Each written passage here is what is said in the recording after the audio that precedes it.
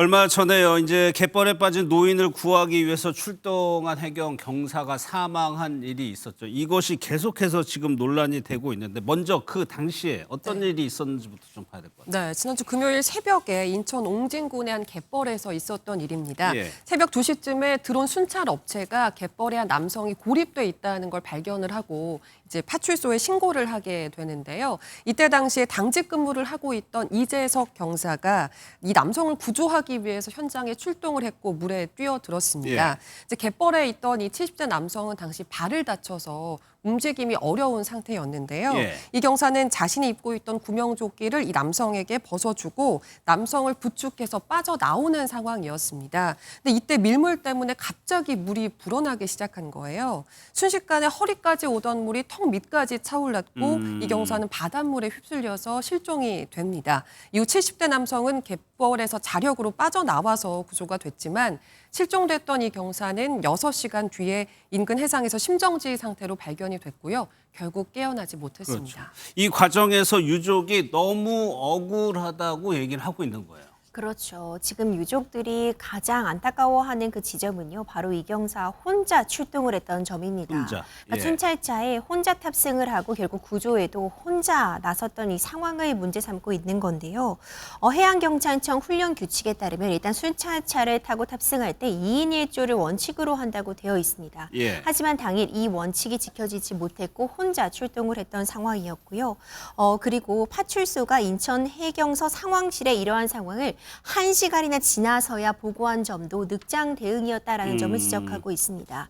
또한 뒤에서 좀 더 자세하게 다루겠지만 해경 동료들에게 사건의 진실을 말하지 말라고 말하는 등 진실을 은폐하려고 한 시도가 있는 것 아니냐는 부분을 문제 그렇죠. 삼고 있습니다. 그럼 먼저 경찰은 2인 1조로 움직여야 된다는 거는 거의 상식과 같은 얘기잖아요. 그렇죠. 그런데 당시가 굉장히 늦은 새벽 시간이었습니다. 당직을 서고 있던 인원들까지 포함하면 6명이 있었지만 혼자 출동한 상황 자체가 좀 의아하다라는 평가를 받을 수밖에 없는데요.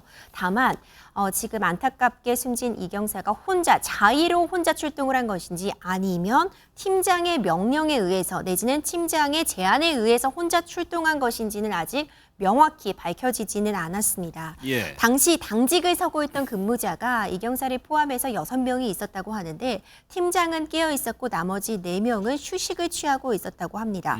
하지만 이 자고 있었던 사람 중에 한 명이 바로 이 구조 전문 인력이었기 때문에 함께 출동했더라면 이런 피해를 예방할 수 있었던 것 아니냐라는 주장도 그렇죠. 나오고 있는 것이고요.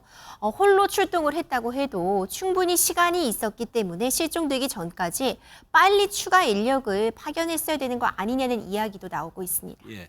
또 하나요. 진실을 은폐하려는 시도가 있었다. 이 부분에 대해서는 동료들이 기자회견을 열었습니다. 보겠습니다.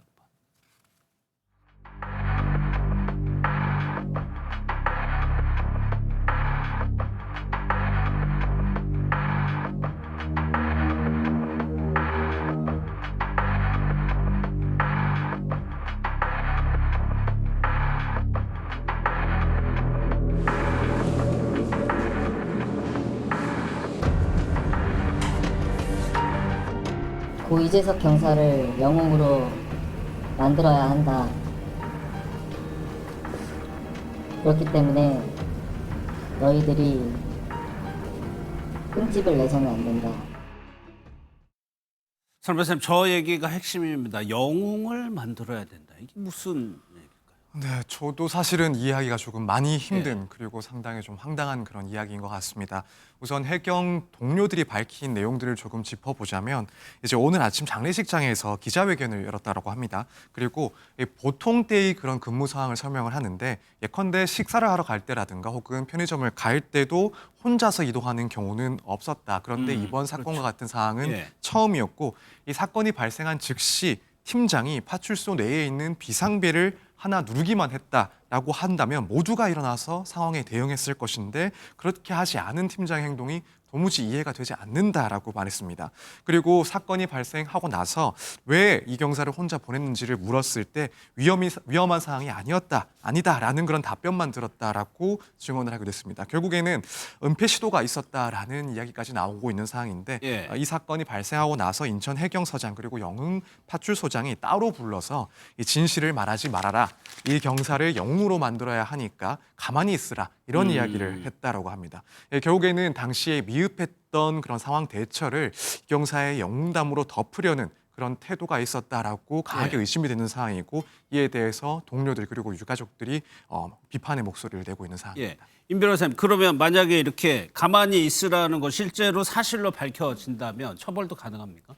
그렇죠. 이 부분은 사실상 대처에 있어서 큰 논란이 될 수 있는 부분입니다. 그러니까 진실을 은폐하려고 했다는 시도, 증거를 무언가 인멸하려고 했다는 부분이 입증이 된다면 그건 처벌 대상이 됨이 분명하고요. 다만 지금 나온 그 발언 수준만으로 뭐 진실을 은폐하려고 했다고 단정짓기는 어렵겠지만 지금 진상조사단이 조사를 시작한다면은 그 날의 상황 그리고 그 전후의 상황을 좀 더 정확하게 알 수 있지 않을까 생각이 됩니다. 예.